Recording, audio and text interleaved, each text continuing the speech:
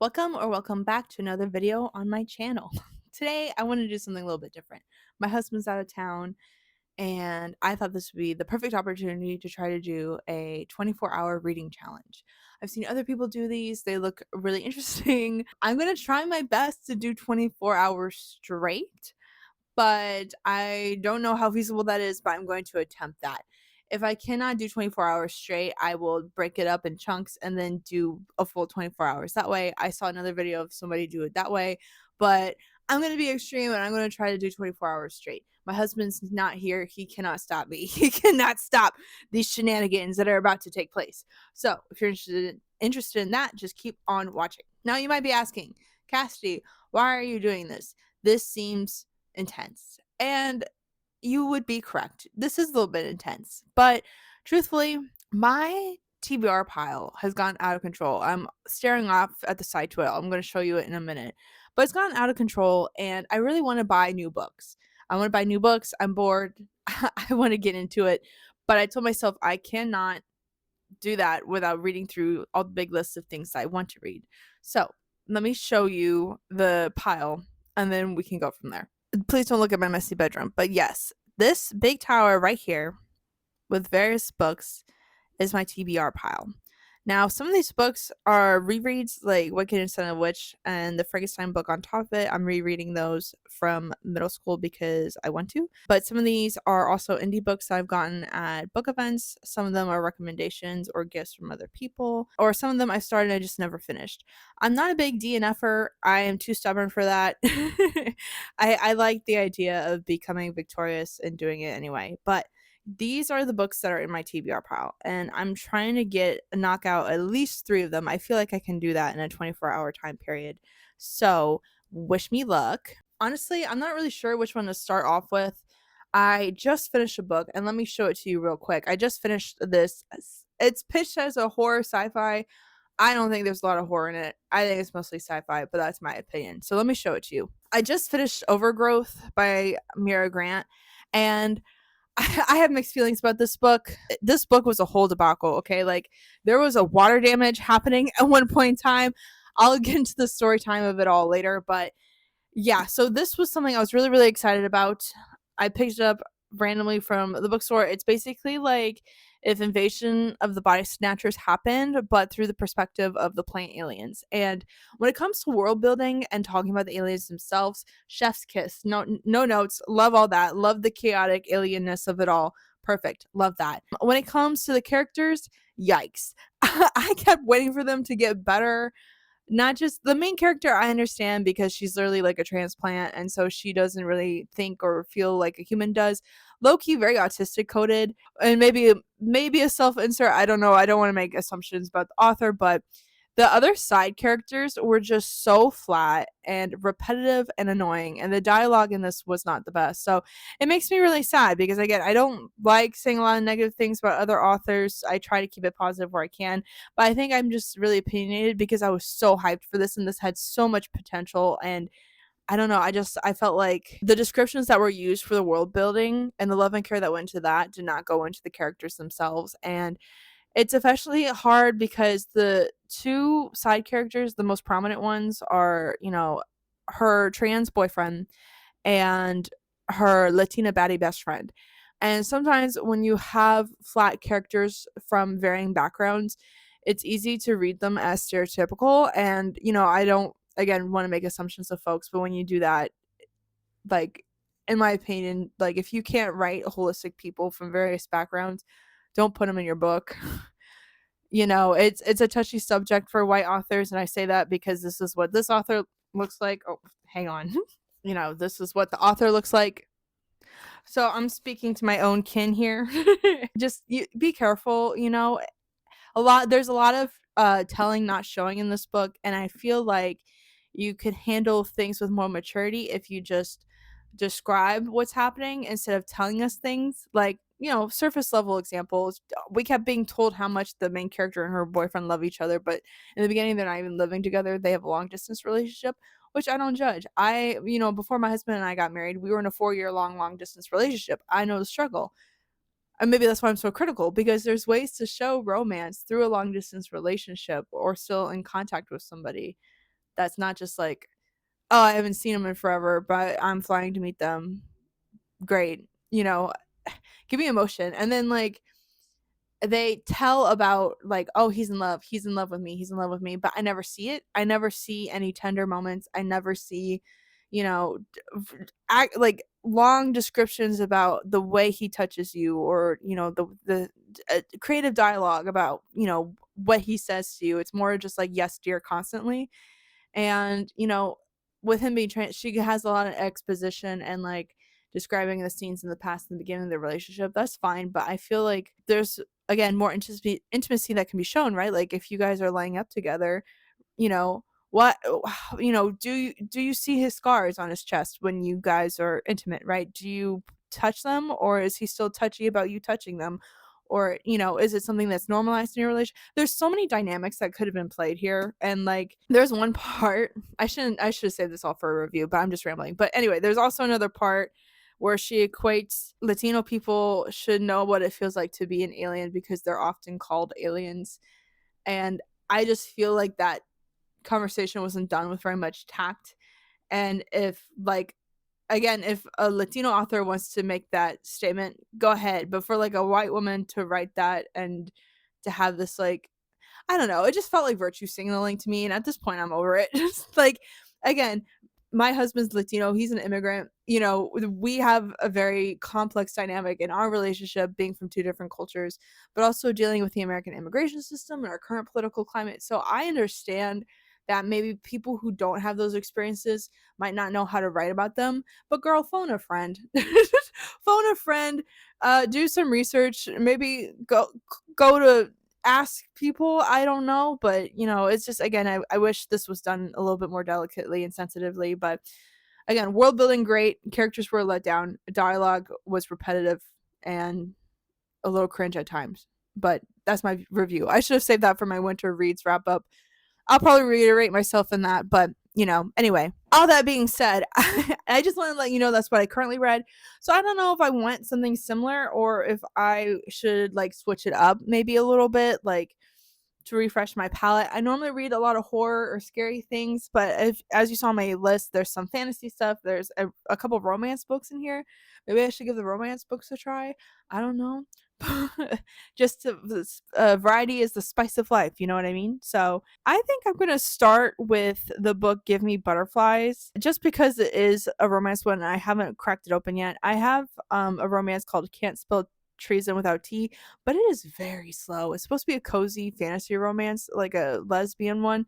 And I don't mind the relationship, but the pacing is very, very slow, even for me. And I like cozy reads. So I don't know. I'm not really excited to get into that. But I'm going to try the Give Me Butterflies a try. Let me just show you the book cover real quick.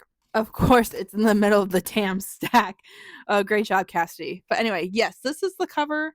I picked this up on a whim. I don't know. I think it was in like one of my bookstores in the area sometimes has book recommendations based on the current month, like the zodiac sign of the month.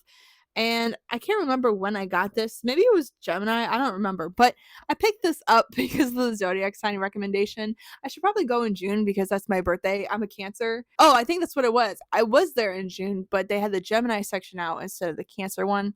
Sometimes the people put Cancer with July because I don't know. But anyway, so I thought that was interesting. So I'm going to give this a start. I'll just read the back for you so you know what it is about. The tagline: she's a sunshiny entomologist. He's a grumpy astronomer.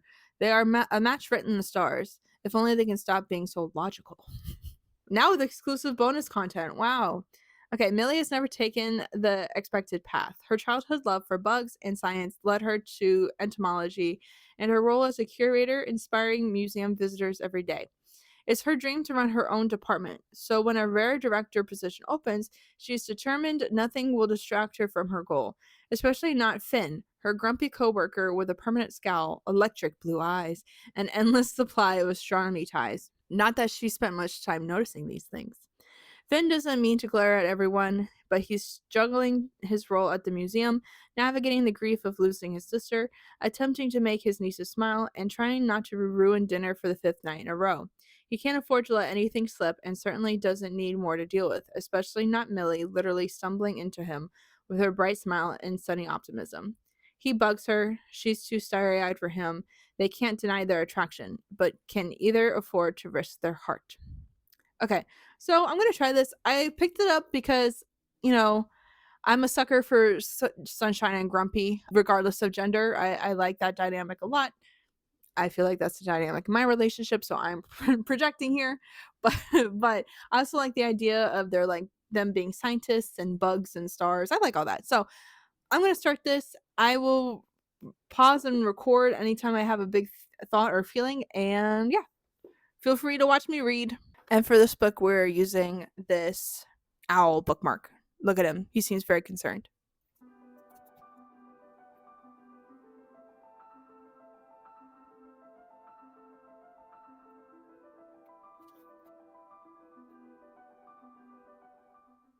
Hey, welcome to a brand new angle. In case you you guys have never seen the second half of our sunroom before, there you go. That's what it looks like. Neato. So I've only been reading for about like an hour and a half. I set all this up to film at like 2, and then I officially started reading close to 2:20 or 2:30. So I'm basing it off of 2:30. So I've been reading for an hour and a half. It's about 4 o'clock right now. I just wanted to do a quick check-in.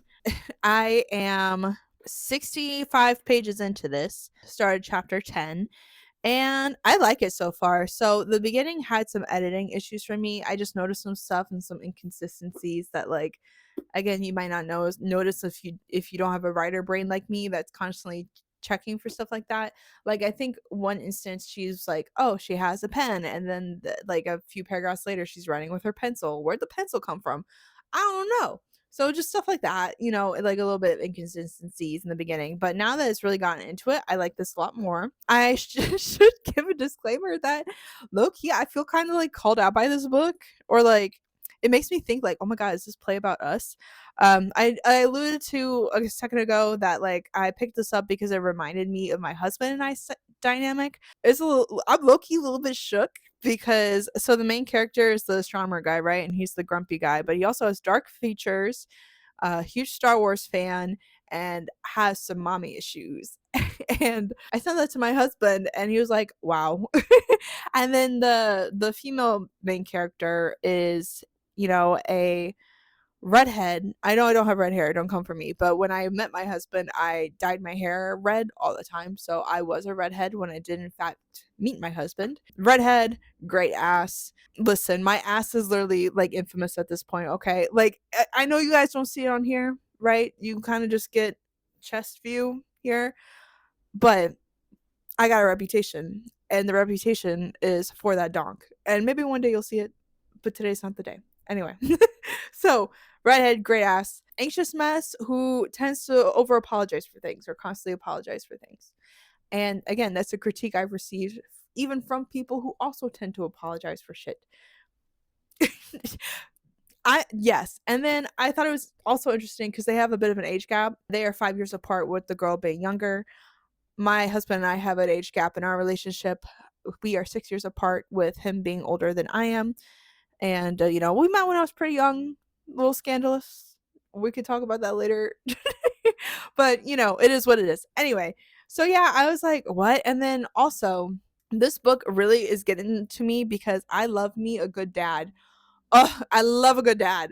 I love a good dad. And so the guy, and like when I read you the back cover, basically his sister dies and he is now a guardian for her daughters, twin girls.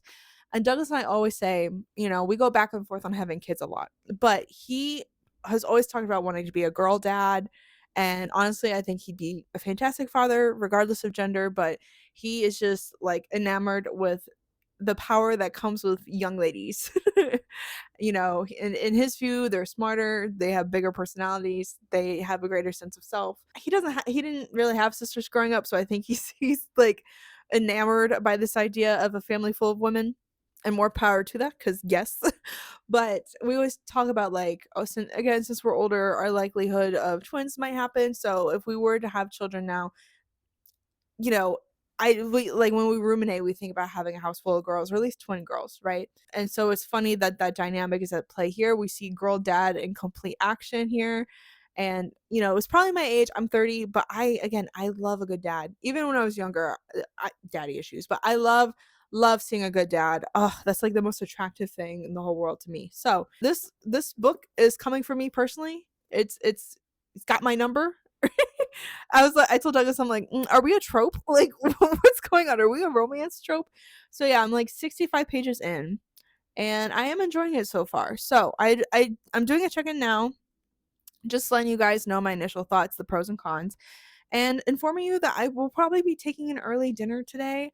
I just had salad for lunch, and my body wants carbs, so I plan on making myself some spaghetti, and I might have an early dinner. And I do not plan on reading while I'm cooking or consuming my dinner because I know myself. Okay, I'm very clumsy, and I will spill spaghetti sauce on myself and everything if I try to read and do that at the same time.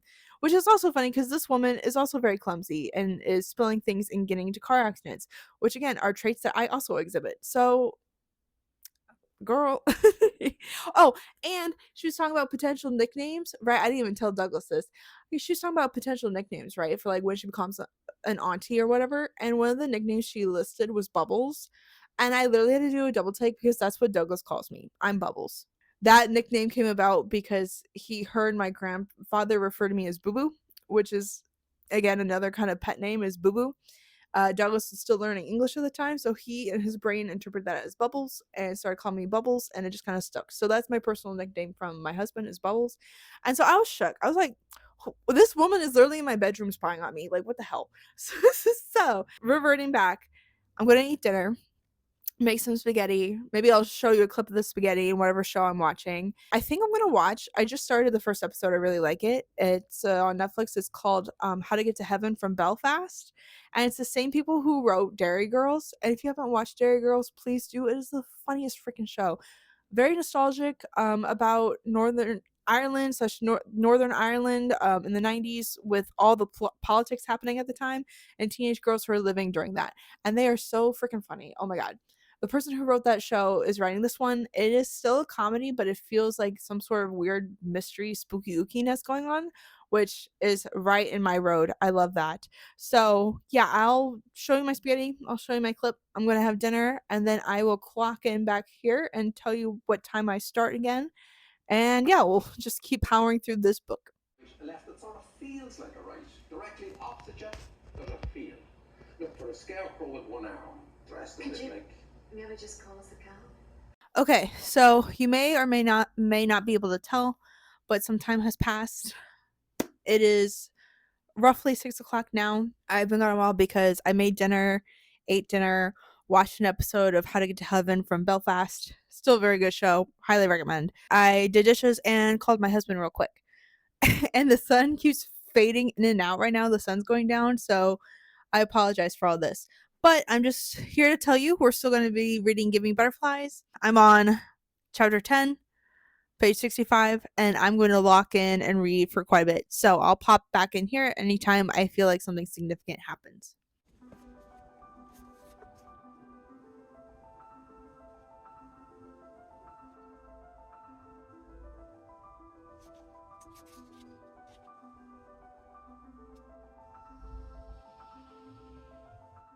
So I know that I said I would tap in later when something like important happened or whatever. I didn't even get a couple pages. I have to share something with you. So I get that this is a romance book, and I get that this is also a spicy romance book. I haven't gotten to the spice yet. I don't normally read a lot of spicy books. I know that's the whole thing. But I must say that I do not get, maybe I'm just not like you, the rest of you girls. I don't know.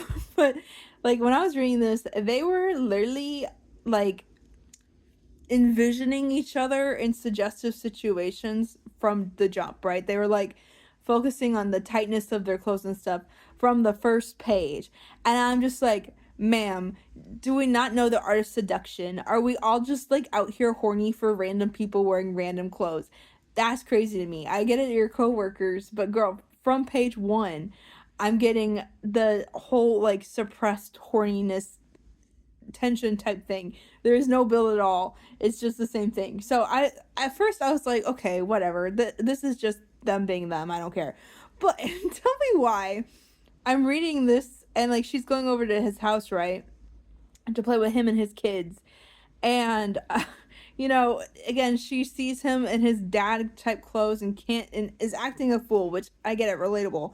Acting a fool, like the horniness is in the air, and then the kids are around, and then all of a sudden, one of the freaking kids is like, "Oh, you know, here's our house, and guess what? That's where mommy is." And she points to an urn, because like, yeah, her mom died, right? But it's literally sitting right there, and I'm like, you're telling me on the previous page, homegirl is hormonal talking about starving for an orgasm, okay? And then like the next page, we get death immediately, and it's supposed to be cute. Like, I can't handle this. This is too soon, you guys. I can't. Just the way it came out of nowhere made me giggle. Yeah, like she literally says, she points to a black vase with intricate gold designs on the sides. That's where mama is now. Girl, that's crazy.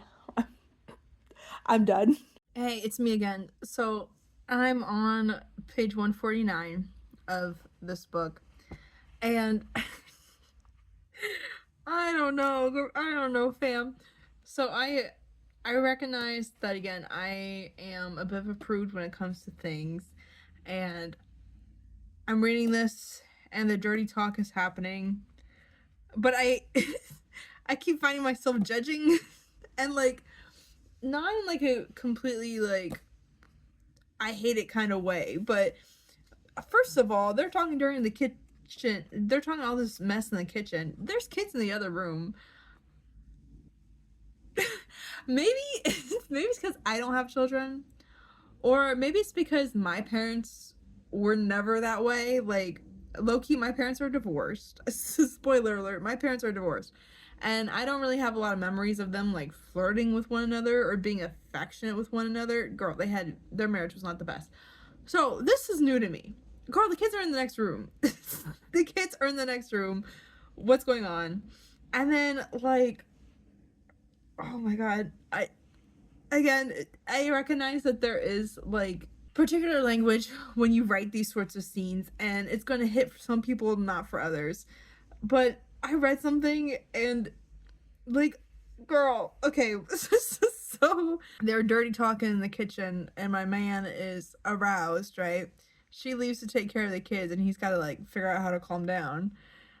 The sentence, I'm having a harder time controlling that beast, but I forced myself to ignore its rattling cage and serve her a bowl of soup and a plate of toast. The beast? Is that what you call it? Girl. I can't. I'm not built for this genre. I apologize to the romance people. I can't do it. I'm back for 2 seconds. I turned the page. He just had a boner, right? On the previous page. Then the girl asks him about his dead sister. And the next page, asking what his sister was like. Do you guys hop around from conversations that fast? Like, hello? What?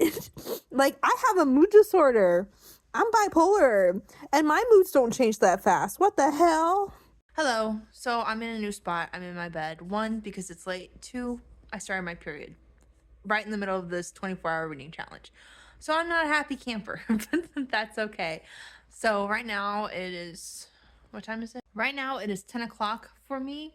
I took a break at like 8 p.m. to take some medicine, and the medicine I'm taking for my sinus infection, I need to eat food with it. So I took a small break there. I had a conversation with my husband, and I scrolled on my phone a little too long, and then I got my period. So I've lost probably about like an hour. So it's 10, and you know, from the last time you guys saw me, I think, let's see, I had an additional hour. So I'm somewhere around 5 hours ish. But yeah, I just want to pop in and say hi. I'm in bed now because my body hurts, and I'm going to do my best to finish this challenge. I'm going to do my best to at least finish this book today, and then if I continue to read through the 24-hour time period, I'll let you know. But I'm on page 192 right now. We have had some spice in here, so that's, oh, if you're excited about that, there you go. I've read some spice. She brought him back to her parents' place, which is on a farm. I can tell whoever wrote this, I don't think they have much farm experience. I'm from Indiana. I know quite a bit about farms. So that tracks, but that's okay. People romanticize farms quite a bit. But there's one part where he pulls her into a lake and tries to be cute about it. Girl, don't ever do that to me. I will come out swinging. Do not do that to me. If I don't want to go swimming, I don't want to go swimming. I have too much trauma for that. Do not do that. That is not cute or romantic to me. So, sound off. Do you think that would be cute and romantic? Is it playful? Or is it just, asking for a butt whooping? Let me know what you think. Okay, so it's almost 11 o'clock. I'm on page 226. I'm about to start chapter 32. And I've I'm sure it's because I started my period, but I'm reading this book and I find myself tearing up a bit, but in a good way. I really enjoy the main love interest, the guy's discussions around his sister passing and like trying to step up and be a dad and like the balance of parenting and dating. I think that's a more mature discussion, and I like seeing that in this book. And I also like the idea of like building in the relationship. I mean, I've read them, like I've read about them going on so many dates and stuff, and even with the physical intimacy, it's like gradually building, and I appreciate that. I don't know, I think that's really cool. And again, I'm not really familiar with a lot of romances, but I kind of like reading about these people my age figuring this out. I don't know. I'm just so cry right now. Oh my gosh. But yeah, I don't know. I really like this, and it probably doesn't help that like found family is probably one of my favorite tropes like ever. I like reading about it in like more of an adventure fantasy setting where like a group of misfits comes together and forms some type of group or party or like whatever, like very Guardians of the Galaxy esque, or or like when you play D&D, like if ultimately you form a party. I just like that kind of stuff, and this I guess is kind of like found family or like a blended family, which I think is also really really cute.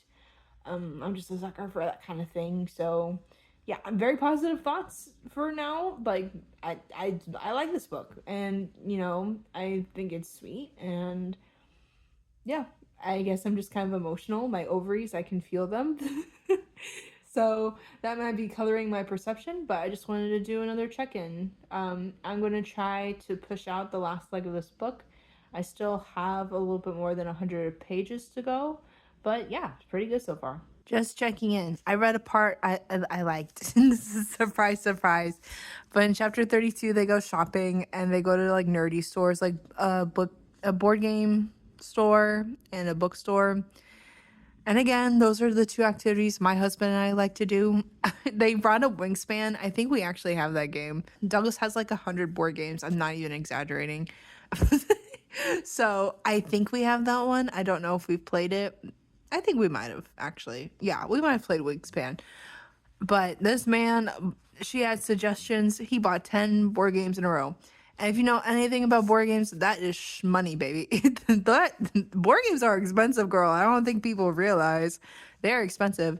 And then when they were at the bookstore, he got a ton of books, which again, books can be expensive too. But here's the thing. I love me a man that spends money. Not in like, sugar baby type situation. Don't get it twisted. Uh, but I don't know what it is. I love financial responsibility though. Don't, I'm not talking about blowing money you don't have on cars or anything like that. But buying hobbies, oh yeah. Oh yeah. That's why I love my man. I complain about him spending because I'm a little tight-fisted. I'm a Cancer. We don't like spending money. But I love watching him spend money. He's the Libra. He will spend money on the things he likes. But, he is so financially responsible too. He's got a Capricorn stellium. So if you got it, you got it. But yeah, this man be spending money and I like it. Girl, and they went to a food truck park. Like, this is literally the perfect date. Oh my God. They ordered stuff from like every food truck. My I'm obsessed with food. So is my husband. I keep projecting, but like our chubby asses, yes. This is a perfect date. I'm like so jealous. I wonder if they have any like food truck areas here in Chicago, like, you know what I mean, like a food truck park. They had one when I lived in Brazil. I lived in this town called Florianopolis, and in Floripa they had neighborhood called Lagoa, my favorite neighborhood. Oh my god. But they had a neighborhood called Lagoa, and in Lagoa they had a food truck park, and oh my god, it was so good. They had like Australian burgers, but like in Brazil, with Brazil, you never know. Like they have Brazilian versions of other people's food. So there's a Brazilian version of Australian burgers, and I just remember that being bomb. So I miss that. I'm having very nostalgic memories right now. Hello, I'm here in my living room. If you hear noises in the background, it's because I have a little laundry running and I'm too lazy to go grab my mic. So this is where we're at. It is currently 1:22, almost 1:30 in the morning, and I've just come to report that I finished this book. My thoughts, I enjoyed it. I enjoyed this book. I like the story. I thought it was very cute. I know I've been like talking mess this entire time, but overall I really like the story. It's just they had like bonus materials, like too many epilogues basically. And then the last epilogue ended with like a sex scene, which I don't know if I was vibing with that. Like, I'd rather be some happily ever after type shit. Even though they tried doing that in the last epilogue, it was like a time skip to 3 years in the future. They're already married. I would have liked to seen a wedding, girl. That's the kind of stuff I would have put in an epilogue, but I digress. They fast forward 3 years. Spoiler. So click off, I guess, if you don't want to hear it. But spoiler. They fast forward to like their friend group 3 years from now, and all of them motherfuckers got kids. All of them have children, and I question the timeline. I guess it could potentially make sense. I don't know. Because, so they don't have children yet, but they plan on procreating, which, again, I feel some kind of way about. Like, again, I know a lot of people feel like they have to reproduce if they're in love, but if it was just up to me, I probably would have just had those girls and that's it, because I don't know, it makes a blended found family thing, and I feel like with two kids already, there isn't really a need for the two of them to have their own biological child when they have two children essentially. But I don't know. I feel differently than a lot of folks about that. So they weren't pregnant or anything, but they expressed a desire to have a child. The friend group had children. The gay couple had a child. And then Lena got married to a random man, and I think there's like a teaser in the back of this book that indicates that she gets her own book, and we learn how she falls in love with her man or whatever. But they have two kids. I don't know how old they are. It seems like Julia, their daughter's a lot older, so maybe that was like his daughter from a previous marriage, which again, I love seeing like unconventional families, so love that, because she just said that Julia like was holding their baby on her hip, and they had a 7th month old, like again having their own child. I don't love that concept, but you know, it is what it is. So I don't know how old she is, but she's old enough to have a baby on her hip and to not suck at coloring. So, okay. But yeah, I guess that's like their happily ever after, is everybody has a child. And again, I get it. That's like the end all be all for a lot of folks. It's like what society conditions us to believe is like the ultimate manifestation of love in a couple, you know? Maybe as a child-free person, I'm just hating. But yeah, I don't know. And like the big surprise is that she got a tattoo. Girl, I don't care. It's a sentimental tattoo, don't get me wrong, but I felt like that bonus content wasn't really needed, and I think it was only there to promote the next book. But that's just my opinion. Overall, this was a pleasant read. There is a lot of spice in this, just to warn you, so if you're not into that, don't read this. I think there's like 5 or 6 scenes that were like that, so just a heads up. Now, I don't know what to do. So it's roughly 1:30 in the morning. I told you I have laundry going. I don't know what's wrong with me. I'm doing chores.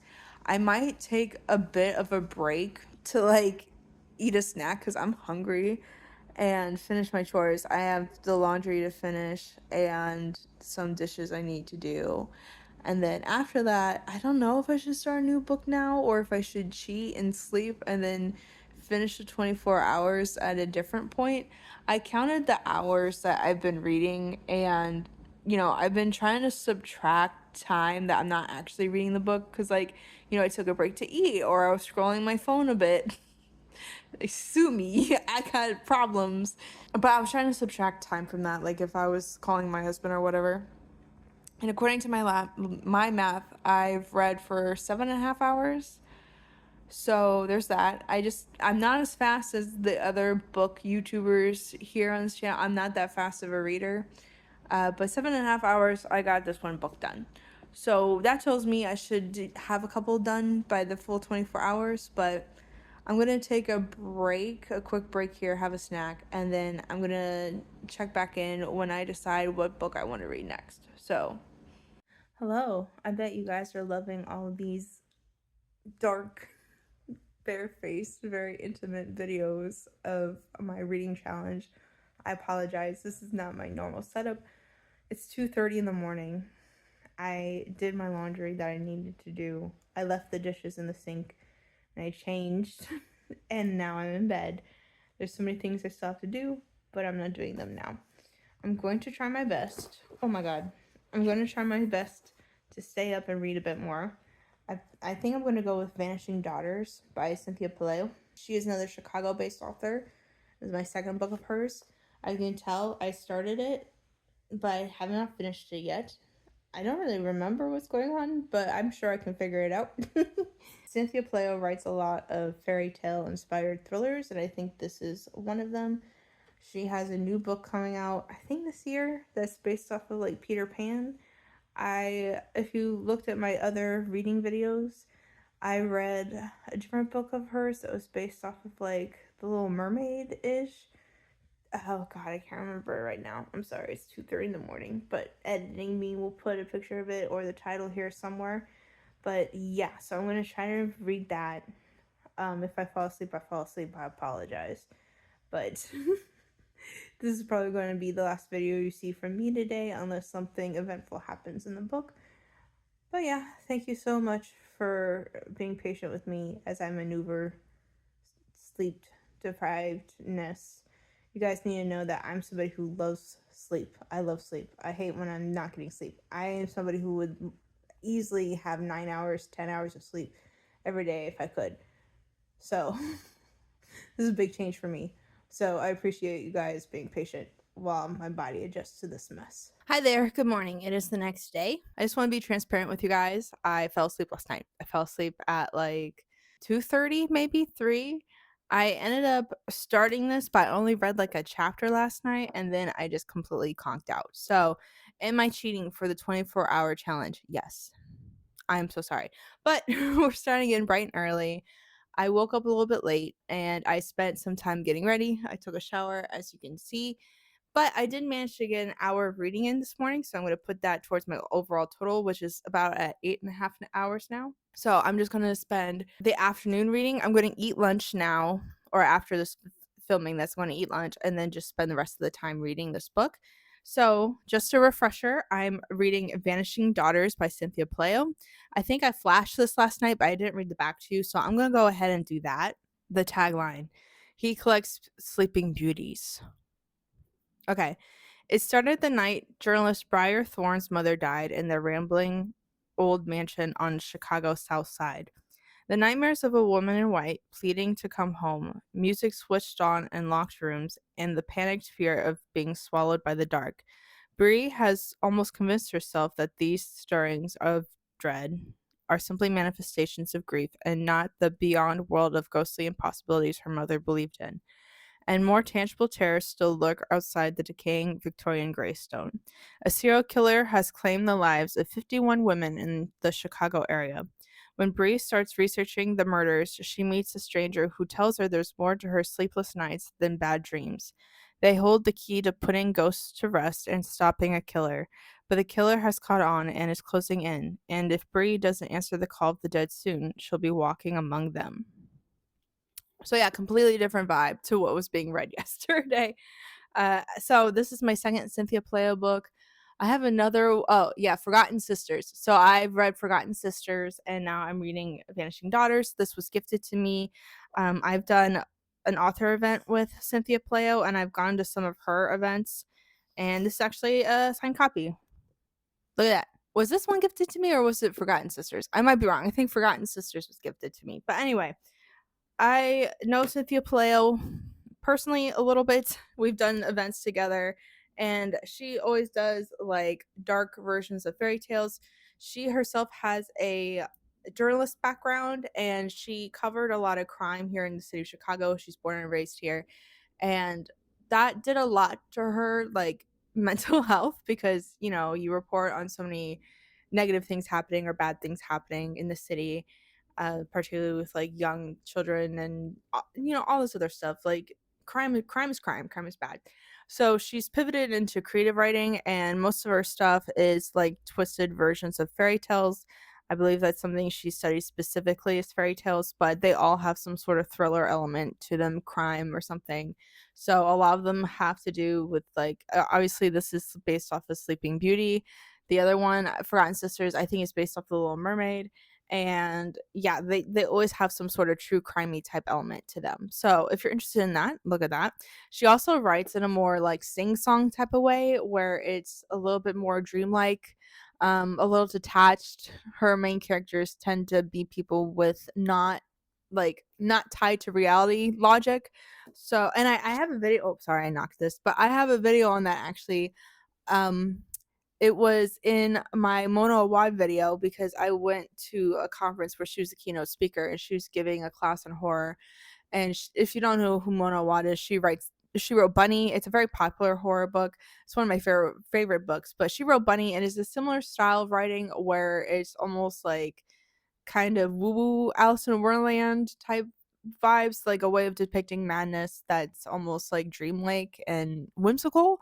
So Cynthia Playo is in the same vein as that. She writes in a similar style. So if you like Mona Awad, you'd like Cynthia Playo. I am officially starting at chapter 7 on page 72. Disclaimer, I did read a couple chapters in the past, but I just put the book down and didn't get back up to it, and now I am, and I'm finding myself a lot more engaged this time around. Sometimes that just happens. Like I'm a pretty big mood reader, so if I don't enjoy something immediately, or if I'm like, I put it down, and then some other time when I'm in a different mood, I end up enjoying it. So that's probably what happened in this case because I'm enjoying it now, and this is my bookmark for this book. It's a cute little dragon. See? Double sided. I got these bookmarks from a board game that Douglas bought. He does the Kickstarter campaigns for certain board games, and this was one of the perks that came with the board game was like several bookmarks with different character dragons from the board game. I forgot what it's called, but again, editing me will put the name of the board game here in case you guys are interested in that too. But yeah, I'm gonna eat some lunch, probably make some nuggets because I feel very low effort today. I still have to do all my dishes like by myself. Normally Douglas is here and I do dishes anyway. I don't even know why I'm complaining, but right now it just feels like a lot being alone and doing chores. But I have to do the dishes. I'm going to eat something and then I'm going to keep on reading. And if something significant happens, I'll let you guys know. Okay, so I'm reading right now in my living room. Keep the Star Wars blanket. But I just wanted to say two things about this book that I've noticed. One, they do mention some police officers here, and the police officers that are in this book are the same police officers that were in Forgotten Sisters. So I appreciate that little detail of continuity. I guess this all exists in the same universe, which makes sense. That they all the books that I know of take place in Chicago. I love this because I love living in Chicago. I am originally from northern Indiana, but I've been living here since 2023. I love Chicago so much. This feels like home to me. And what I really appreciate about Cynthia Palayo's books is also you could tell like how well researched they are, not just in her like fairy tale references or like the serial killer was talking about like nonfiction books he read and not like labeling so many of them. So it's not just her familiarity with literature, but she also makes it a point to include Chicago history in the two books I've read at least. And the history is literally pivotal to the plot of the story, which I really appreciate as somebody who's also a bit of a history nerd. I like that a lot, and I'm learning so much about this city that I live in now, and I think it's great. I think if you're like me and you just moved to Chicago, these are a fun way of educating yourself about different aspects of the city. And like this book is on the south side, Forgotten Sisters is on the north side. It actually takes place in the Ravenswood neighborhood, which is very close to my house. So it was nice learning about like literally right where I live from these fictional stories. So I just want to include those two things. I like them that I noticed in this book. So yeah.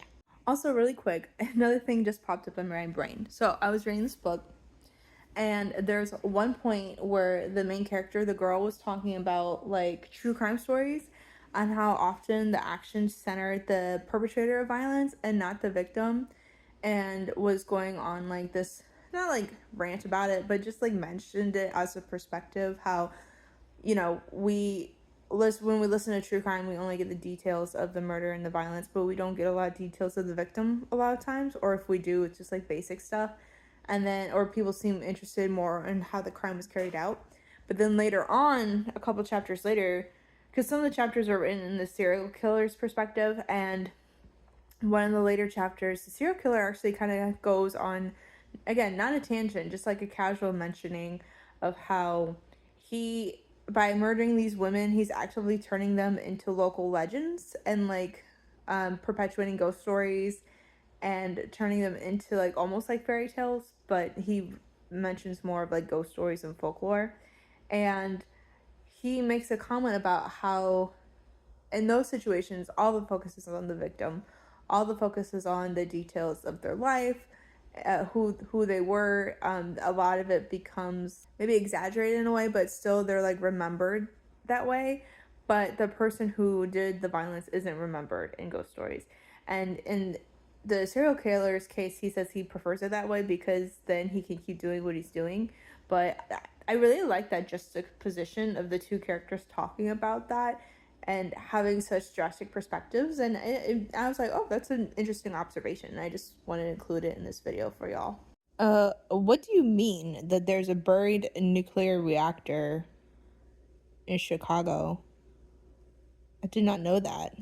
I did not know the Manhattan Project had made a nuclear reactor out here, and it's totally buried underneath the ground.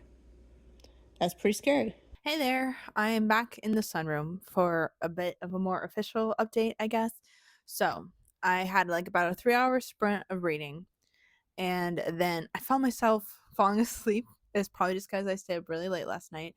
So, I took a break from reading and I ran around and dusted this entire space. I did some chores, I dusted this entire space, and I did a quick thing for work really fast that I forgot to do. I have kept myself preoccupied for about an hour, so I took an hour away from my time. I'm sorry, guys. Fake ass 24-hour challenge. Who? Me. Anyway, just checking in. I want to give you a page update. I am going to start chapter 15, and I'm on page 169. So I'm a little bit more than halfway through the book. And so far, my thoughts, it's a lot more exciting than I remember the first time around. I don't know why I put this down. I was probably in a bad mood, but I've been really enjoying this book so far. And even though like the lyrical language can get a little confusing at times, I've been able to like read through the entire thing. There's a lot of stuff going on. With that, there's a lot of ideas happening. So we have like I said, serial killer, allusions or straight up references to Sleeping Beauty constantly. We also have lots of Chicago history, which again, I love. I love that. I love being able to learn about this city. Even if like some of the history is like unexpected. Like you just saw my reaction to finding out that there is like a buried nuclear whatever here in Chicago. I had no idea. So that's great. But with that, there's also a lot going on. There's like the whole grieving, nightmare, sleep deprivation, mental illness thing happening. And then there's also like random strangers coming in and talking to her about like accessing the dead through dreams, which again is like a common experience for grieving folks. Like my mom has a very a story where she vividly remembers talking to her relatives that passed away right after their death. So it's not uncommon, but they also talk about like manifesting and like everything is energy, and there's something called like the Gateway Project. I don't know what that is, but that's also referenced in here.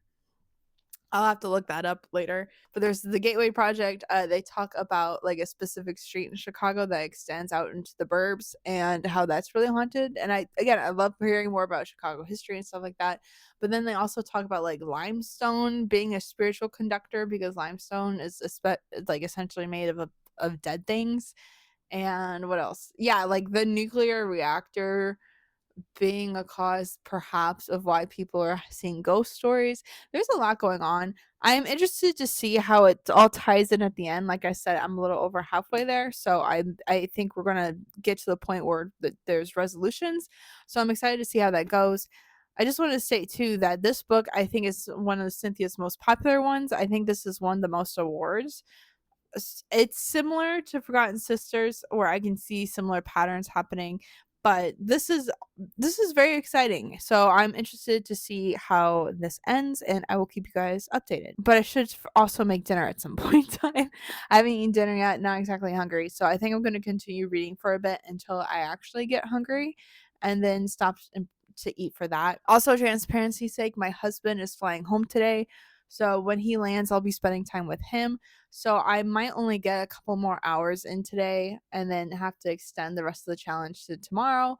But, that's okay. I can do that during the day on Friday. So I know this video is really long. I know this video spans multiple days. This is my first time attempting a 24-hour reading challenge in general. So I really didn't know how feasible it would be for somebody like me. I just gave it my best shot. And if it's entertaining, great. If it's not, I'm really, really sorry. I'm feeling a little self-conscious about it now. But yeah, so my 24-hour challenge might be over the course of 3 days. But I will still show you all the reading I get done and talk about books and have a good cozy time with you. So if you're interested in that, please just keep watching, I guess. Hey, so day 3, huh? Yeah, this 24-hour challenge is proving to be a challenge. Surprise. So anyways, day 3. Yesterday I read for about 5.5 hours. Again, not the best, but hubby came home last night and he was on a work trip. I told you guys about it for a couple days this week. And he got in at a certain time and we just chit chatted and hung out the rest of the time when he got home. So I'm not going to apologize for that. If family comes first, but it's day 3. I've read a little bit this morning, but I, again, am involved with work stuff. So I just want to do an update for you. I read 7.5 hours the first day, 5.5 hours yesterday. So that's about 13 hours. So I want to get the rest done today if I can, because I don't want this video to come off disingenuous or like I just don't care, because I do care. But this is like an experiment for me to see if these sorts of videos are something that I can realistically do. Because again, not everybody can realistically do these things. So I'm just experimenting, like you might be if you decide to do this for yourself. So please, please, no arrows, no flaming arrows or anything like that. But I am starting chapter 19. I'm on page 219. And how many pages is this? 317. Still doing Vanishing Daughters. Still enjoying so far. Again, there's a lot of woo-woo spirituality in this, but I don't mind that, especially if it's set in a fictional universe and it's part of the haunting-esque thing. So yeah, it's interesting. So I'm gonna try. My goal is finish this today. Obviously, I really think I can, in maybe like an hour or two, and then I have to pick a third book. I said in the beginning of this video that I think I could do like maybe 3 or 4 books in this time, and I'm going to try to finish this one first. But I have to try to think about what book I want to do next. I have some thick bad boys here that I really need to get through, but at the same time, I feel like if I start a thick bad boy today, I won't finish it by the end of this challenge. I'm just staring at all my books in the corner, sorry. So, I don't know if I should do that or if I should try to do a smaller book just to say that I completed 3 books within this 24-hour challenge. So there's that. I also am surprised by how much nonfiction I have on here, which I don't know if that's as entertaining for you guys. So I'm not like jumping at the nonfiction books I have really, even though I do really need to get them off my TBR pile. So who knows? I'm gonna keep y'all posted of what I ultimately decide to do, but I just wanted to give you a little check-in right now about how everything's going. Hey there, it's me. It's been a while. I've been reading for 2 hours and I just finished this book. So there's that. I just finished it. My thoughts. I liked it.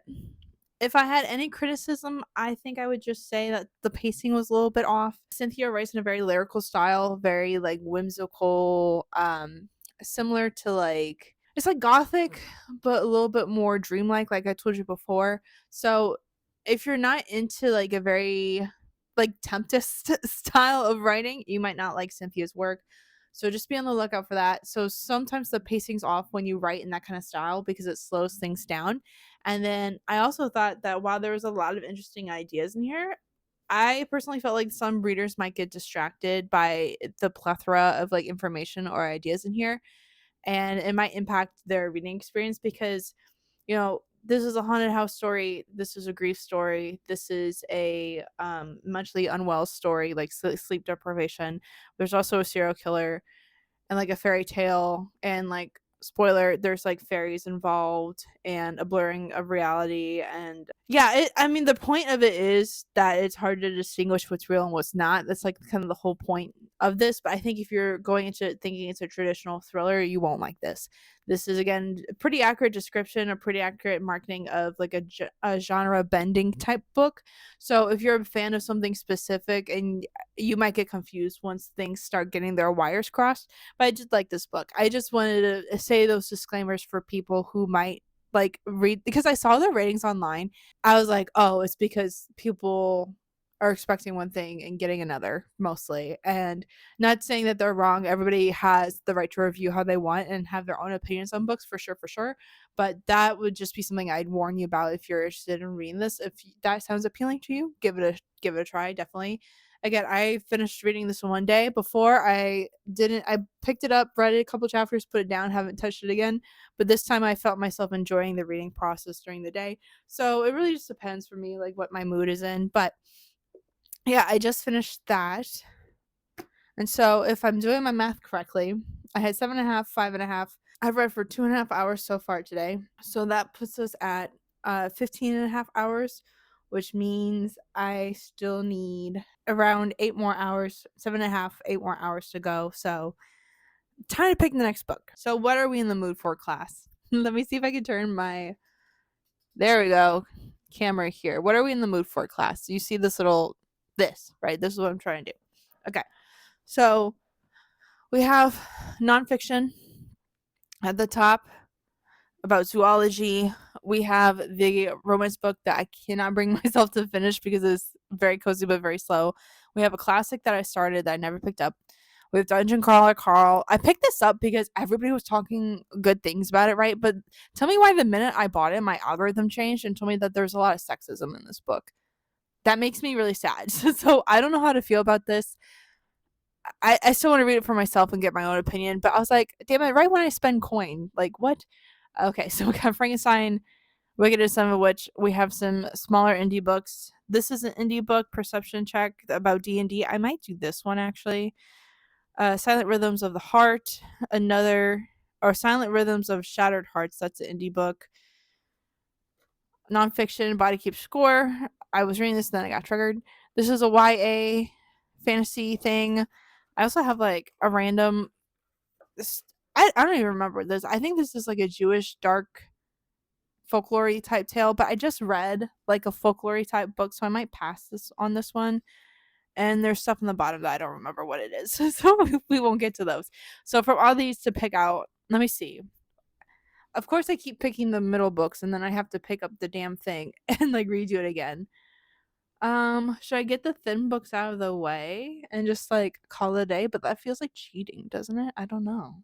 Okay, I think I'm gonna go with Perception Check. So let me just get this out for you guys, and you can watch me struggle in the video if you want. That's fine. Oh my god, please don't fall. I'm a genius. Okay, so this is a really thick book, but this is what the cover looks like, just so you can see. I think it's really pretty. This is somebody I did an event with. We were in the same room. Actually, funny enough, we met at Third Coast Book Festival last year, which is a event in Grand Haven, Michigan, and we were in a local business. There's like a handful of authors there, and I met Astrid while I was there, and we did a little bit of a trade Z moment. But this is kind of like if D&D came to life. So I'm going to read you the back of this book, and then I'll get right into reading. So let me go ahead and read the back of this for you. The tagline: Time to roll initiative. Okay. Violet Spence wants nothing more than to have a normal life. After witnessing her childhood best friend get abducted by monsters, that's easier said than done. Though it's been a decade since then, Violet cannot seem to move forward. Her only solace is Mages of Velmora, a tabletop role playing game filled with goblins, fairies, and all powerful magicians. But of course, that's all fantasy. Or so she thought. As it turns out, the land of Velmora is very real and the home of monsters that took her best friend. With the help of her friends and the creator of the game itself, Violet must navigate the once fictional creatures and powerful mages of Velmora to retrieve a set of ancient relics, all in the hopes that the journey will lead her back to her friend. But for Violet, fighting monsters and magic workers doesn't seem nearly as terrifying as confronting her own demons. And she'll soon realize fighting the battle with herself can be just as tough as those fought against demigods. So yeah, this is what I'm going to read next. I'm excited about it. It's giving me Jumanji D&D vibes.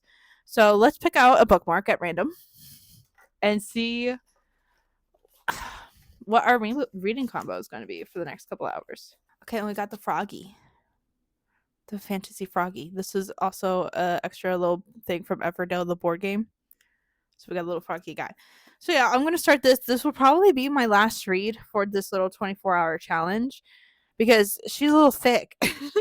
So I'm going to read this for the rest of the day.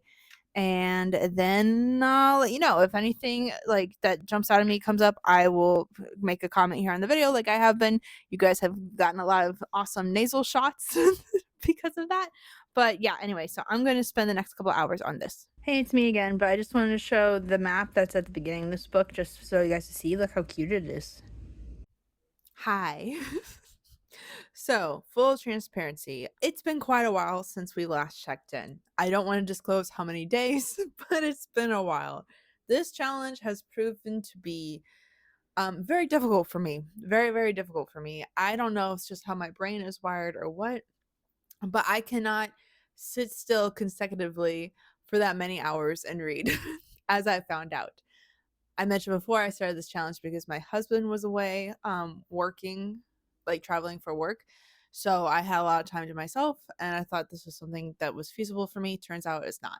And my husband came home and so my usual routine started kicking back up again, which meant less time for reading specifically. But I will say I've been keeping track of all my reading time as part of the challenge, and I have now officially gone over 24 hours. But I've hit a stopping point in my recent book, and I feel comfortable enough to talk about it. So, just a refresher, I spent the last parts of this 24-hour reading challenge working on Perception Check by Astrid Knight. Now, this is an indie book, and I must say I really, really, really enjoy this. I don't know why it took me so long to read this, but I have been loving this book so far. Check it out. I know that there's a sequel out now, I believe, because I checked Astrid's Instagram within the past couple of days. I did see it on there. So I will also leave Astrid's Instagram on screen or it down in the description below so you can also check out their work. This book, as a refresher, is basically D&D come to life. Its own variation of D&D. There's a fantastical world and I really like all the characters. A lot of this is also about working through trauma and like other symptoms of PTSD or chronic PTSD, which I did really appreciate because, you know, with some books talking about mental health, I personally feel like they're very cliche. Or it's people who haven't experienced these things who, you know, just look up a bunch of symptoms on Google and then decide, yes, let me just throw stuff in there that relates to that. This is one of the few books that I've read that I can sympathize with the main character and the other characters that display symptoms of PTSD just for, again, the sake of honesty, I myself am somebody who has chronic PTSD. I had a very difficult upbringing. I lived in a violent home. I was exposed to a lot of things that I shouldn't have been exposed to at quite a young age. So I saw myself a lot in at least the main character and some of the thought processes and decision making processes of this individual. And I just wanted to say thank you because I feel like finally I found someone who speaks the same language as I do, if that makes sense. I just thought this was really authentic. So I really appreciated that. I'm not completely finished. I'm technically on the very last part of the book. I just marked my page. I'm on page 403 and I believe there's 475 pages. So I will probably finish this book pretty soon. And I'm excited about that. This has been a fantastic read. This is probably my favorite read out of the books I've been reading for this challenge. If you like fantasy, if you like high fantasy that feels more personal, I definitely would pick this up. There's one negative aspect of this book though that I feel like I should warn people about. And again, I love Astrid's writing. Don't get me wrong. This feels so interpersonal. I really really really appreciate this book. I'm wanting to pick up the sequel, and I barely feel that way about a lot of books. So I don't want to like underplay how much I really enjoyed this. I just will say, from one writer to another, every now and then, when you read or when you write, if you start writing, you very quickly realize that all authors have tics. They do. They have certain phrases or certain words that they rely on quite a lot. And this is normally something you can work out in a manuscript if you are going through the editing phase and somebody else reads your work. My husband has done this for me. He's made fun of me because he often does read my work before it's published. He's just a great sounding board for me for ideas. And he is always somebody I know that will be brutally honest with me if he needs to be. But he has pointed out some phrases or words that I tend to overuse in my own writing. So I'm not saying this as somebody who's above it. I'm saying this because I'm somebody who knows that this is a thing. And if you write enough, you realize your own ticks. And if you read enough, you can probably pick up on the ticks of other people. This happened this time where I picked up on this author's tick.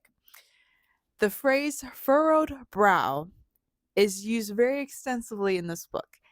And it is a little frustrating just because I feel like the descriptions of the world are so creative and the dialogue between characters is so real and honest. I can tell a lot of work had went into this.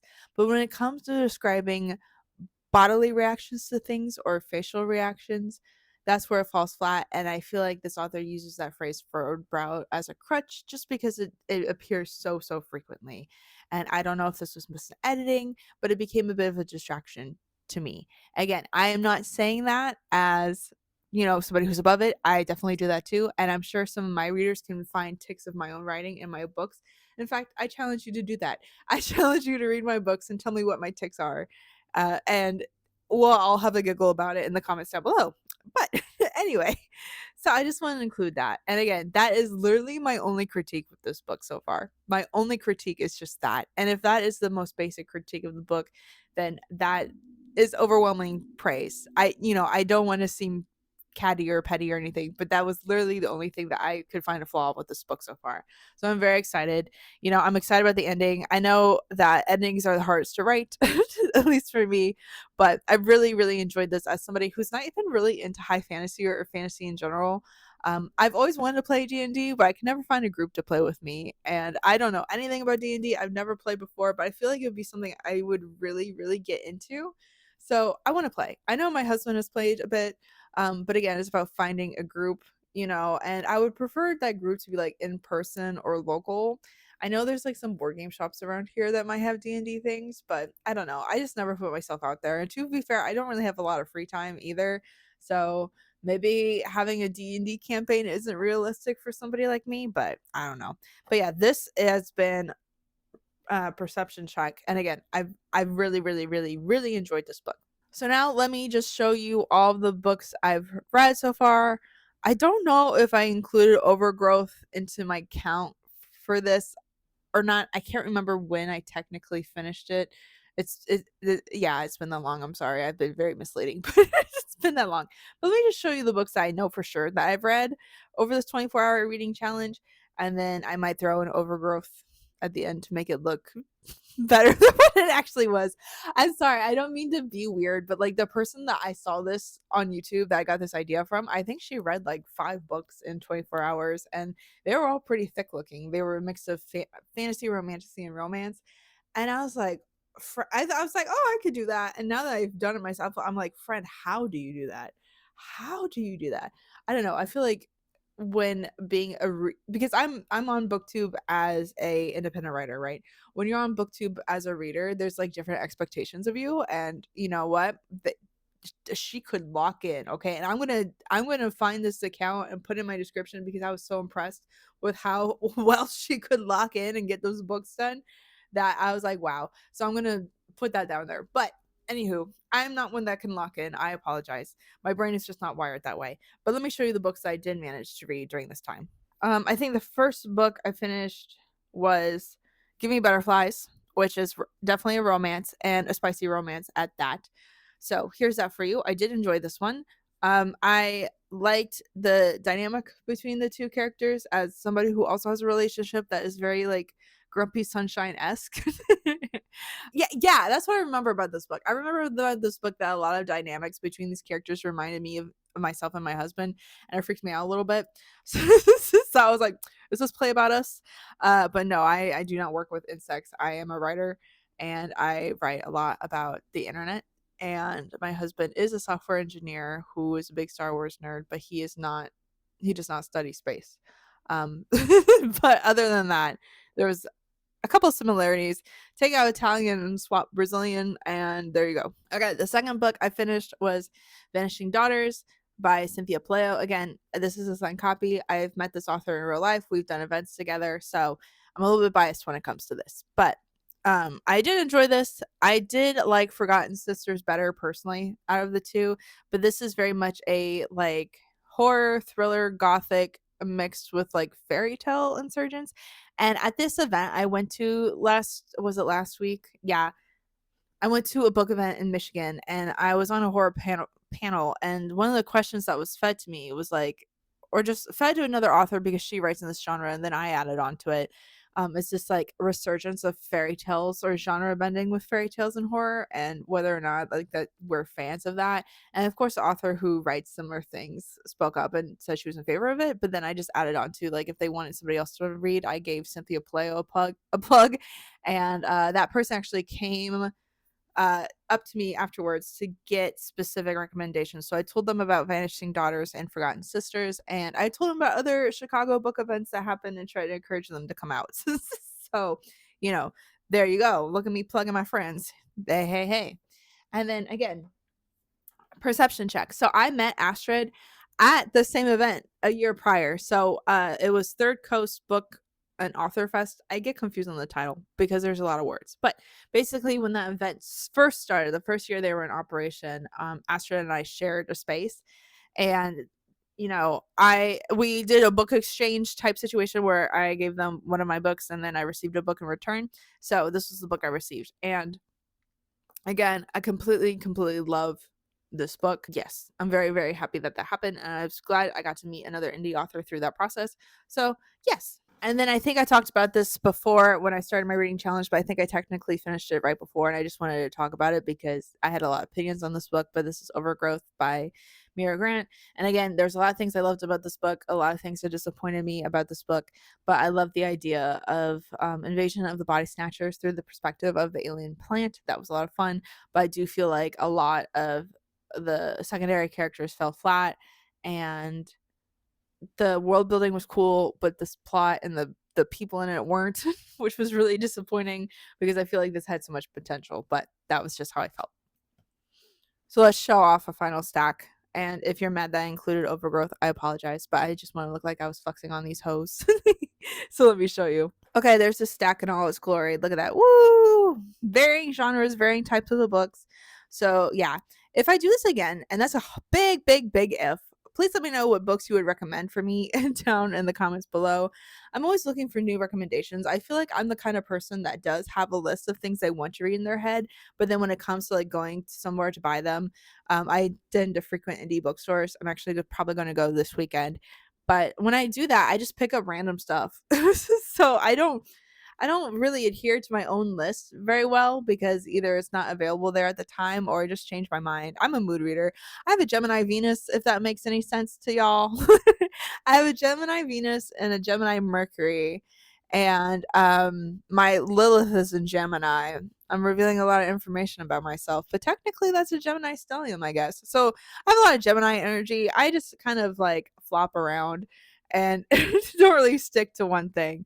But yeah, this is my stack. This is my pile. Thank you so much for watching this video. Let me put it down because I'll probably just make this my thumbnail, but I'm going to put this down because it's heavy. Thank you so much for watching my video. I know this was probably chaotic and all over the place. This is my first attempt of making a video like this, so if it doesn't hit, I'm sorry. But I had a lot of fun doing this. As hectic as it was, I did have a lot of fun making this video. And yeah, thank you for watching. If you liked it, feel free to give it a like, comment something fun down below, share it with a friend, or subscribe to the channel. Please, please, please. That would help me out a lot. I also have memberships available if you want to support me a little bit that way, just in an increased financial capacity. I really appreciate it. And until next time, thanks. Bye.